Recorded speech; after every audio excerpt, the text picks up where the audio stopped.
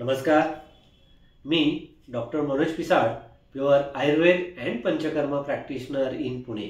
आज आपण पंचकर्म आणि आयुर्वेद या विषयावर थोडक्यात बोलणार आहोत. आता आयुर्वेदामध्ये पंचकर्म खूप चांगल्या पद्धतीने सांगितलेलं आहे. पंचकर्माचा एक वेगळा सब्जेक्ट सांगितलेला आहे. आता पंचकर्म म्हणजे काय, तर त्याच्यामध्ये 5 वेगवेगळ्या प्रकारची कर्म केली जातात. त्यातलं पहिलं कर्म आहे वमन, दुसरं आहे विरेचन, तिसरं आहे बस्ती, चौथं आहे नस्य आणि 5वं आहे रक्तमोक्षण. ही 5 कर्म प्राधान्याने प्रत्येक म्हणजे वेगवेगळ्या आजाराच्या स्वरूपानुसार वापरली जातात. आता पंचकर्म कोणतं जरी करायचं म्हटलं तर त्याचे 3 टप्पे असतात. एक पूर्वकर्म, दुसरं प्रधान कर्म आणि तिसरं पश्चात कर्म. आता पूर्वकर्म म्हणजे काय, तर पंचकर्म करायच्या अगोदरची जी काही पथ्य पाणी पाळायचे असतात किंवा ज्या क्रिया असतात त्याच्यात प्राधान्याने स्नेहन म्हणजे मसाज असतं, स्वेदन म्हणजे स्टीम बाथ असतो आणि काही पथ्य असतात. तर हे पूर्वकर्मामध्ये येतं.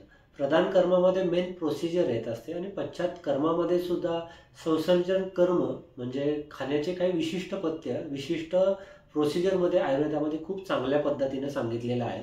ह्या पद्धतीने जर तुम्ही पंचकर्म केलं तर तुम्हाला त्याचा चांगला उपयोग होतो.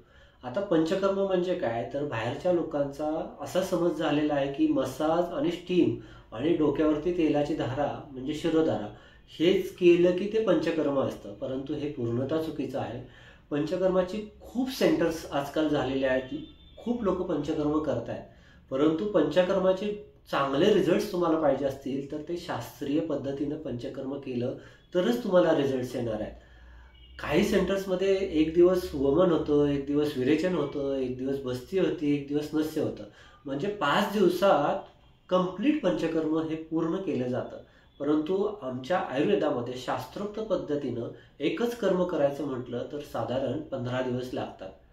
त्या 15 दिवसामध्ये फक्त एकच वमन तर वमनच होईल, विरेचन तर विरेचनच होईल. तर एकच तुम्ही ट्रीटमेंट कोणती जरी केली तरी चालेल, परंतु ती शास्त्रीय पद्धतीनं झाली पाहिजे. अदरवाईज त्या चिकित्सेचे त्या कर्माचे उपयोग होण्याऐवजी तुम्हाला फार दुष्परिणाम शरीराला भोगावे लागतात.